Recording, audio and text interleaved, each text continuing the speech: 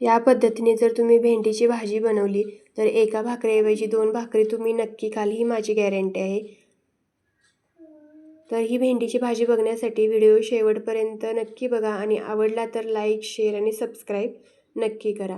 तर त्यासाठी काय करायचं, इथं मी पावशेर भेंडी बारीक कट करून घेतलेली आहे, त्याचबरोबर अर्धी वाटी भाजलेल्या शेंगदाण्याचं कूट, एक टोमॅटो चिरून घेतलेला आहे बारीक, त्याचबरोबर एक मोठा कांदा बारीक चिरून घेतलेला आहे। आता कढईमध्ये आपल्याला 1 चमचाभर तेल गरम करायचं। तेल व्यवस्थित तापले की त्याच्यामध्ये आपल्याला ही भेंडी भाजून घ्यायची। जोपर्यंत त्याचा चिकटपणा दूर होत नाही तोपर्यंत आपल्याला ही छान अशी मोठ्या गॅसवर भाजून घ्यायची आणि एकसारखं हलवत राहायचं, म्हणजे ती छान अशी भाजली जाते आणि चिकटपणा पण त्याचा लगेच निघून जातो।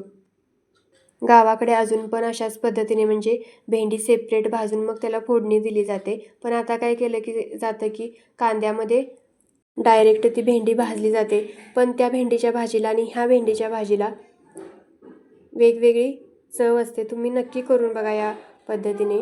तुम्हाला कुठली आवडते ती मला कमेंट बॉक्समध्ये नक्की सांगा।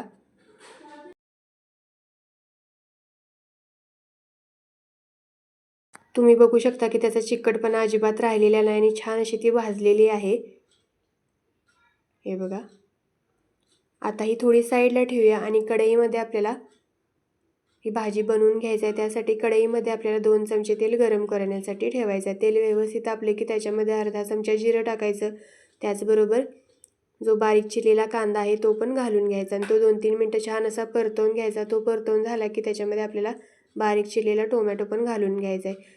टोमॅटो पण छान असा मऊ होईपर्यंत आपल्याला परतवून घ्यायचा आहे। हे बघा, छान असा टोमॅटो मऊ झाला की त्याच्यामध्ये आपल्याला भाजलेली भेंडी घालून घ्यायची आहे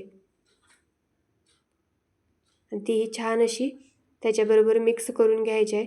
ही मिक्स करून झाली की त्याच्यामध्ये आपल्याला पाव चमचा हळद, चवीनुसार कांदा लसूण मसाला चटणी आणि चवीनुसार मीठ घालून घ्यायचं आहे।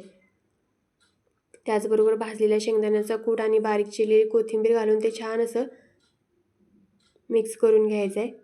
तर ही छान अशी भाजलेली आहे भेंडी, त्यामुळे ह्याला जास्त शिजवण्याची गरज नाही, फक्त त्याला झाकण लावून एक वाफ आणायची। एका वाफेत ती मस्त अशी तयार होते आणि कलर पण बघू शकता की तुम्ही किती छान आलेला आहे त्याचा।